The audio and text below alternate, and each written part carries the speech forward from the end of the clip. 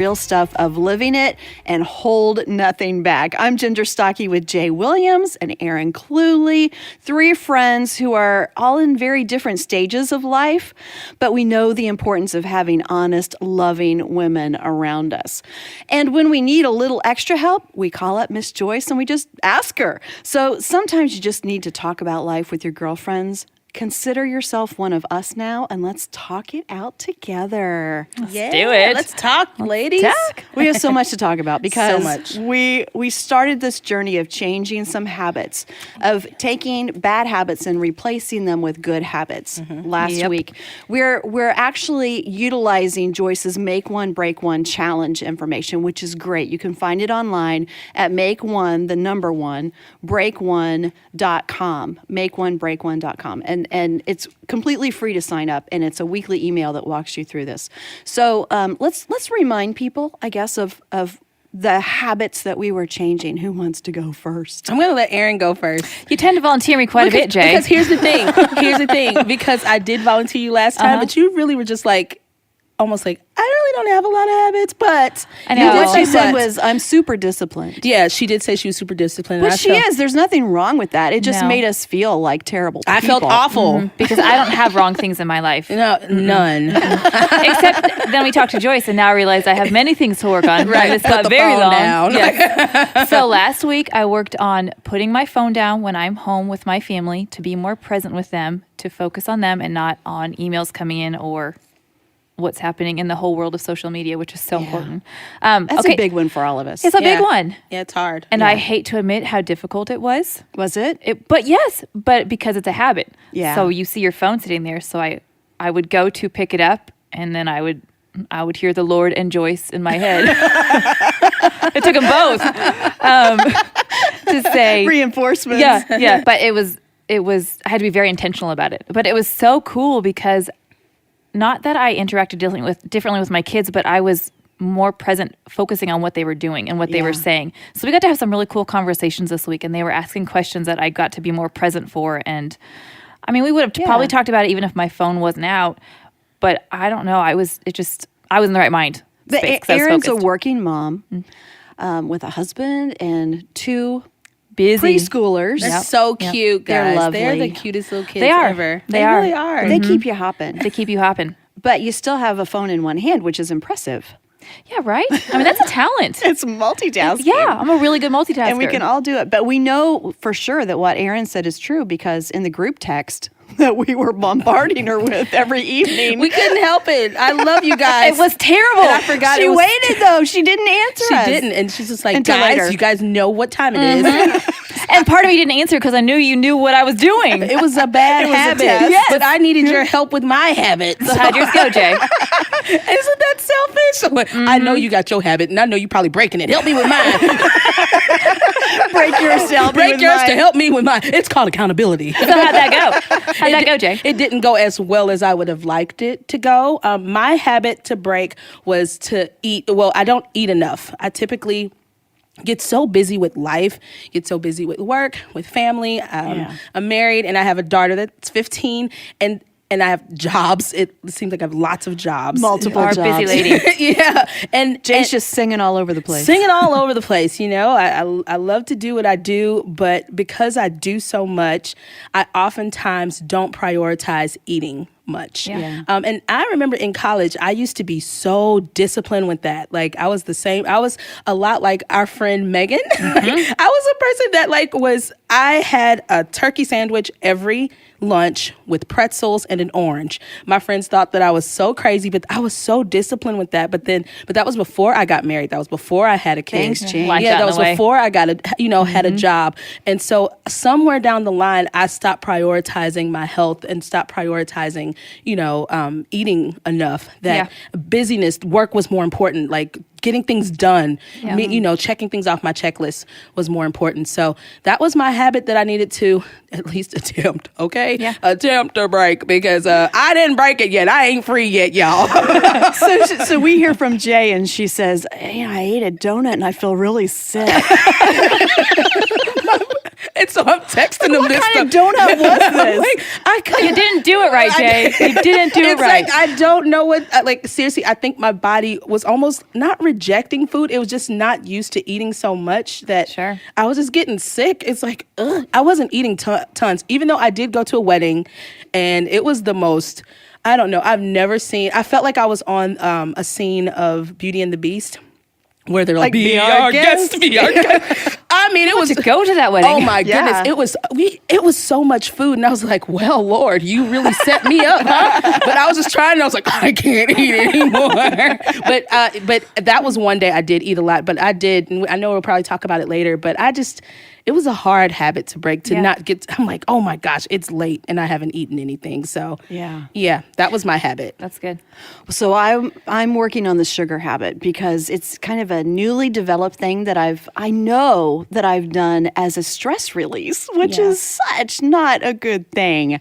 And so, to be honest, this week I had more stress. I had a lot of things going on, and like all of us are, I'm a busy person. We've got a lot going on at work and in the ministry, and I've got a lot of family things happening that you want to just leave in God's hands. But sometimes if you pick up a little bit of hot chocolate or something to drink that's warm and cozy that makes you feel better and trust All your cares God. melt away. Let me trust God as I sip this. Exactly.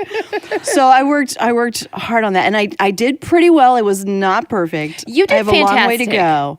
Well, I mean, I am terrible. I asked you a couple times if you wanted one, and I know what you're doing. You totally did. I did. That was Okay, terrible. okay, so we're in the same boat.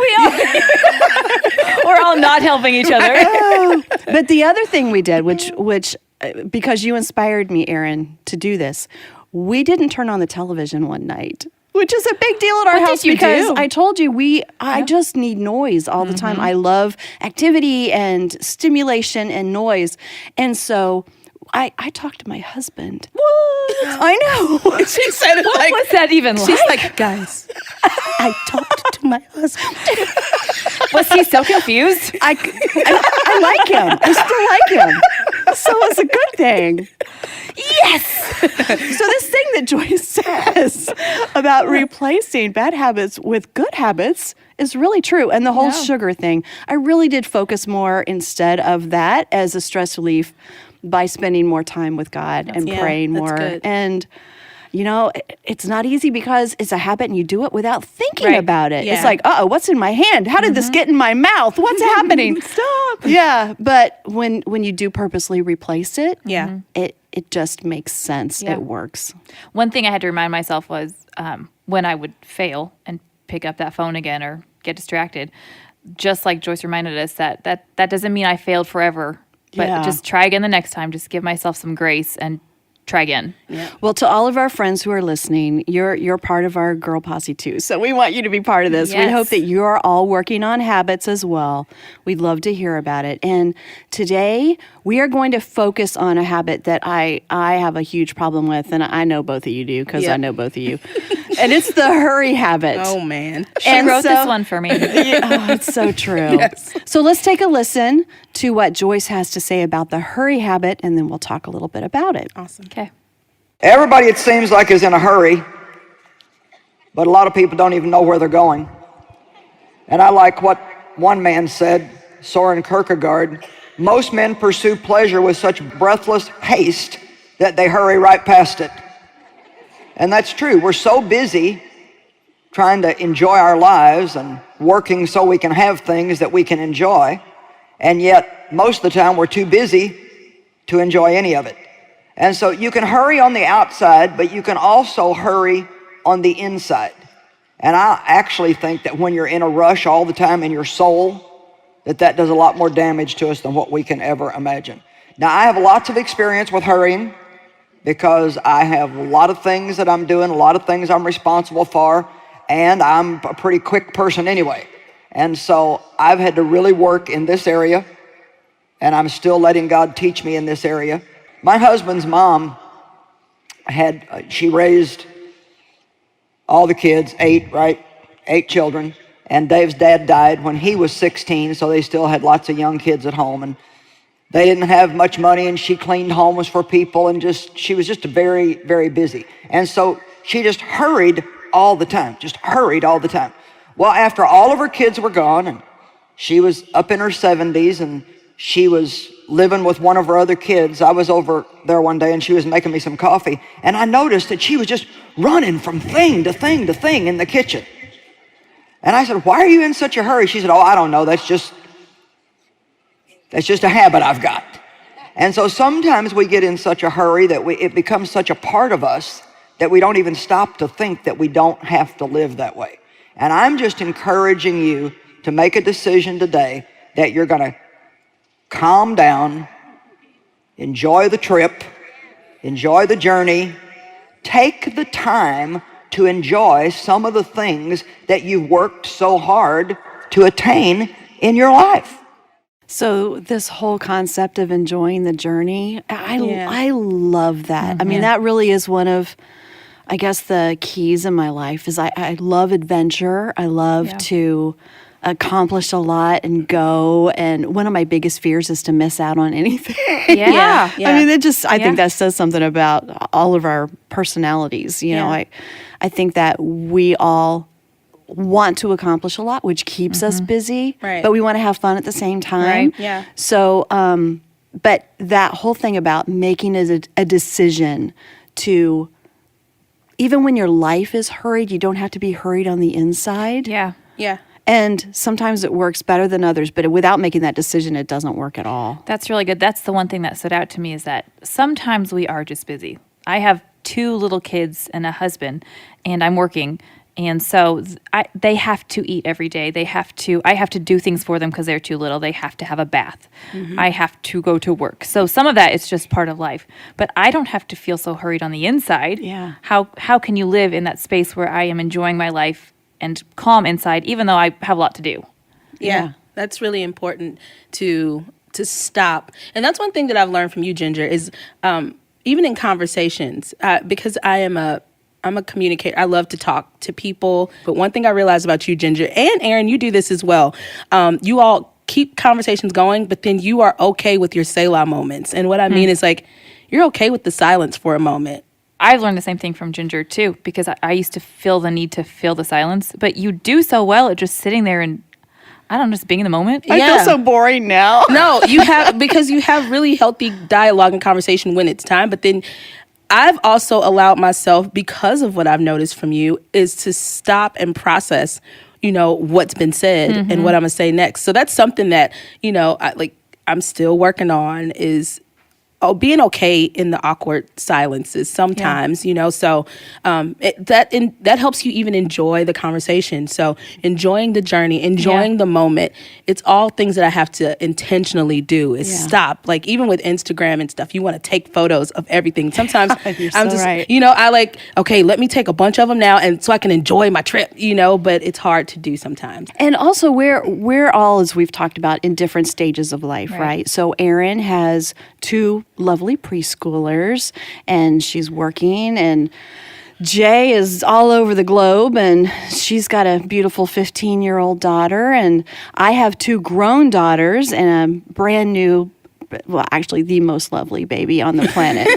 Baby you can granddaughter. Say that because mine are older, so that's okay. Yeah, specifically baby. Yes, yeah, you may have that. So, but with all that in mind, I have always wanted, at whatever stage my kids are, to create memories. I don't want to forget the wonderful things that God has blessed us with. Yeah. And when I'm too busy, I miss those things. Yeah. I love this verse. I think about Mary. She was a mom too. And she had Jesus, who was the perfect child, which still would have been challenging because I can't even imagine some of the things that Jesus said to Mary and what that must have been like. But she also had normal kids.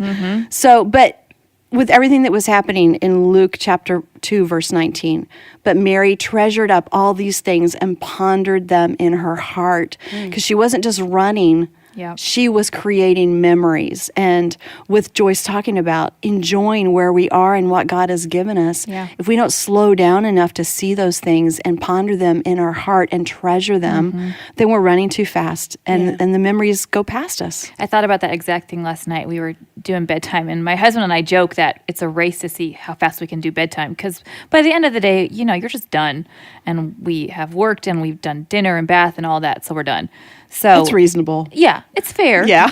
But there's such sweet moments that happen at bedtime, and they're in their jammies, and they're just being precious, and they're sweet, and they want to read more stories, and they're laughing, and they want more songs. And I'm like, for the love, go to sleep. But they're so precious, and those are the memories that I want to have, is praying with them before they go to bed. That's when Kate, and my 4-year-old, wants to talk about God and is asking questions. And I don't want to rush that, because how else is he going to learn?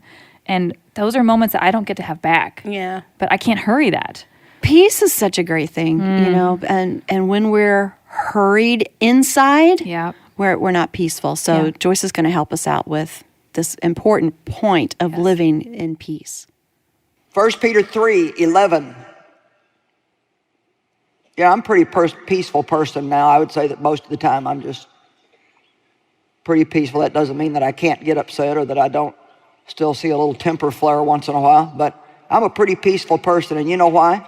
Because about 15 years ago, I decided that if it was the last thing I ever did, I was going to learn how to live in peace. Because I had spent a large majority of my life frustrated and upset. And I found this scripture, and it really taught me a lot. This is him who wants to enjoy life and see good days, is what verse 10 says. So if you want to enjoy life and see good days, let him turn away from wickedness and shun it. Let him do right. Let him search for peace. Everybody say, search for peace.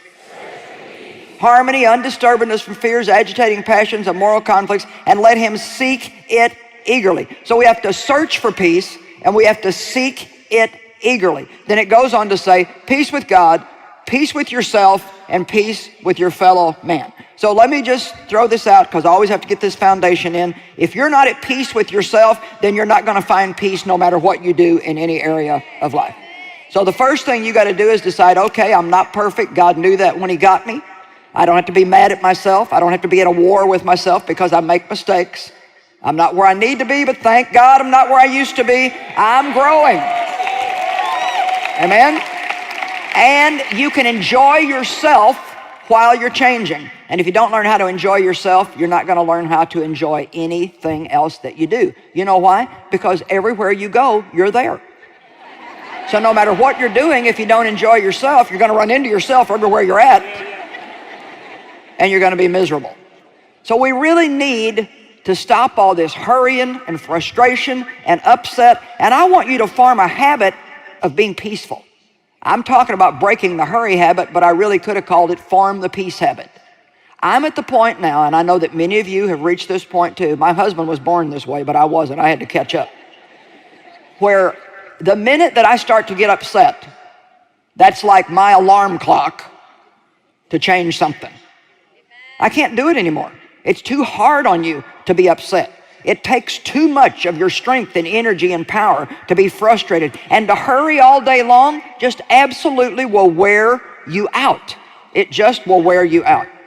Hurrying is one of the major sources of a loss of peace and unpleasant display of emotions. If you want peace, how many of you want more peace? You sure? All right. If you want it, then you have to be willing to make the changes that you will need to make to get it. You're not as interested in that, I guess, huh? You can't keep doing the same thing and expect to get a different result. I said you can't keep doing the same thing and expecting to get a different result. You say, well, I'm praying, I'm waiting for God to do something. You know what God will do? God will show you what to do, and he'll help you do it. We miss that. We always want to live, crazy and then expect God to come in and wipe away all the results of the way that we've lived. But you have to change things if you want to have peace. So what do you plan to do to break the hurry habit and live in the peace habit instead? Jay? I knew you were Aaron going to was do that. right on that one. Well, the first thing that I loved how Joyce said, follow peace and search for peace. Yeah, pursue it. Yeah, like that's something that I can practically start doing. I'm so quick to be, like I said before, I try not to be as reactive as possible, because what that ends up being is really just me defending whatever I'm trying to do or say or whatever. I need to just find the good, find the peace. What can I do to put this fire out? Yeah. You know, because Yeah. sometimes, We're all firemen sometimes. yeah, like sometimes I'm just like, because I want my point or I want my thing to be the thing, you know, that I become sometimes super defensive of Yeah. it. And so just being like, take a breath and just be okay, you know, find and follow, search for peace moments, you know? Yeah. That's really good. What Me about you, too. Ginger? I'm going to do that too. No, you need your own. I need my own. Yeah, you can't copy her answer. Man. No, okay. One thing I know that I'm going to do, and I might cry when I tell you this. You guys might cry when I tell you this. Oh no. Well, Okay. Thank you for the warning. These girls know how I hate to cry. But anyway, there are really 4 of us. There are 3 of us here, but we have another friend named Megan, who is one of our close friends, and she is moving away. We are gonna cry now. I know, she's moving away this week. So we have been, we went out to lunch for Megan's last Monday at work. And then we went out to lunch for Megan's last Tuesday at work. And today we all ate together for Megan's last Wednesday at work. It's a process. I know. My point to all this is she's been with us 5 years. Mm-hmm. And I have probably taken the time to go out to lunch with all of us, you know, or with Megan so few times. And I loved it so much. And I love being together, and the hurry of my life and my job, not because they make it that, because I make it that. Yeah. I'm responsible for my schedule, and I just feel like there's so much to do that I just can't possibly take the time. Yeah. And instead, I want to spend the time to be with you guys and to enjoy other people that are here, and not to just think about, the next meeting that's on my calendar or the next project that I need to work on. So I want to let go of that hurry habit, of that daily, every minute grind being so productive, and instead think about how productive it is when I just love the people that I'm with. That's really good. And I'm going to miss Megan. Me too. Can't even talk about it anymore. It's too much. That's really good. I think What are you going to do, take a Aaron? breath. something really cool happened this last week. Caden and I were in the car. I was dropping him off at school, and he said randomly, "What is peace?" And I thought, well, oh my goodness, how do I explain That's it such to a a big 4-year-old? question. I know. And I thought, okay, what does that mean? And so I said, well, it's on the inside, you feel cozy. You feel warm and cozy. We like to talk about being cozy and snuggly. You feel cozy, even if everything around you is crazy. On the inside, you feel cozy. And so that seemed enough. We then moved on to fire trucks or something. But for that moment, that's good. So I kept thinking about that and thought, how do you feel cozy in the middle of chaos? And it's that taking a breath of, okay, what this is going to keep going around me. It's busy, but I can feel that breath on the inside, that peace on the inside. Yeah. So I want to take those moments when I feel the chaos or the anxiety or whatever it is in my hurriness, and just take a breath. Yeah. One thing too, I also need to work on is that Martha, the Martha life that you live. I live too, and I feel better about myself when I am hurrying.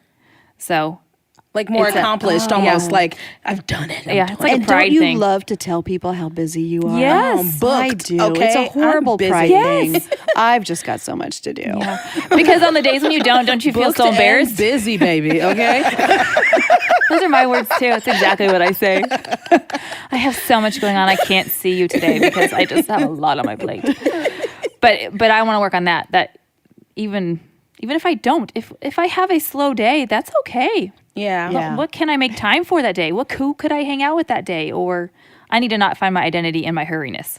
Is that a real word? Hurriness? I like it. It's now. It Yeah. is Yeah, now. my hurriness. And but you know what? That makes me think about today's society and how we don't want to look lazy. No. Or like I can't do it. Yeah. So sometimes it makes you, it can make, I'm like, I am busy. I have things to do. Okay. I'm making money moves. Okay. But, so today's society can make you want to do the next big thing, to even feel like I am a 2019 woman. But we don't have to be like society, do No. we? I mean, that's the whole point. We're set apart. Exactly. And it's not easy. It's not natural. But if we pursue peace. I was on my way to work the other day, and I was sitting at a stoplight, and there was one car ahead of me, and the light changed, turned green. The car ahead of me was on their phone, so they didn't go. But the car behind me went when the light turned green. Wait. So, yeah, exactly. I'm in the middle. The math doesn't add up there. I got rear-ended is essentially what happened. The wow. car behind me went. I was not moving because the car ahead of me had not, and it was a crunchy thing. Wow. So, the first thing, of course, you think is, well, my day's ruined, and I've got to get there, and I have a lot to do. But beside that, I think of how many times I rear-end people. Yeah. Literally. Yeah. Run into them because I'm texting as I walk down the hallway. Fall down Because the stairs. Exactly. I have to do so many things at the same time that I accidentally run over people, Yeah. not even realizing because I'm trying to stay so busy, and I have to slow down and I have to pay attention to that person in front of me, because if they're not moving or if they need help, Yeah. if I don't make time in my life to serve other people, then my life is pointless. Absolutely. Yeah, I think that's so good. And I think this conversation is super helpful because I'm sure some of our girlfriends that are listening have these same kind of issues. I've had a lot of friends ask me things like, how do you stop having anxiety? Like, how do you stop? Yeah. Like, I don't know the practical steps. I remember when I struggled with like even anxiety, it was just kind of like a hard moment for me to be like, I don't want to feel anxiety. But then you have to stop, slow down, assess what you're doing. Yeah. And just what you said, Aaron, take that breath. Sometimes it takes that physical breath just to say, Yeah. it ain't that serious, girl. Have a little pep talk with yourself and just say like, it's not that serious.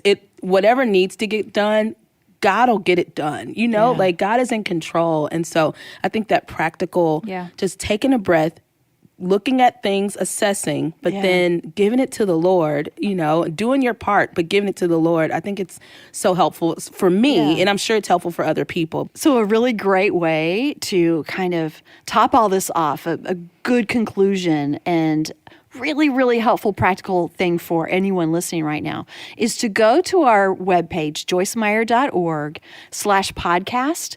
And there are 12 steps there from Joyce that walk you through a great process to make a bad habit go away and replace it with a good habit. Yes. So it's really practical, really helpful stuff, and it's encouraging too. So Definitely. Yeah. get there and get that. It'll help a lot. Yep. Super helpful for people like me that really want that practical, step-by-step, Just help. tell me what to do. Just tell me and I'll do it. Thank you. Print it and put it on my mirror. Yeah, I mean, that's Turn great. on myself. Good idea. Yeah, if you probably can copy and paste it or type it out on your own, like just so it can stick in your head and, Yeah. you can actually go through the steps. It's really helpful. So it'd be helpful for you to check that out. And I'll tell you about a couple of the points real quick. One is accountability. Get people around you to help you. Check. We got that right here. And one is don't give up. Yeah, don't never give give up. up. Yeah, that's super helpful to know. So, yeah, check it out, ladies. So don't give up on fixing these habits. No. We've got some help for you. There is a free online Bible study called Make One, Break One that will give you weekly encouraging emails to walk through this. So go to makeonebreak1.com. Sign up for it absolutely free and just see what happens in your life. Let us know. We'd love to hear that you guys are doing great. And next time, please join us because this, girls, you guys know this is a big one for me. We're going to talk about the mouth. I didn't want to say anything, but I know. since you volunteered that information, Everyone's about thinking yourself, it. Yeah. Like the things that we should not say, the things that we should say. How fun. I think I might cry next week. Bring the tissues.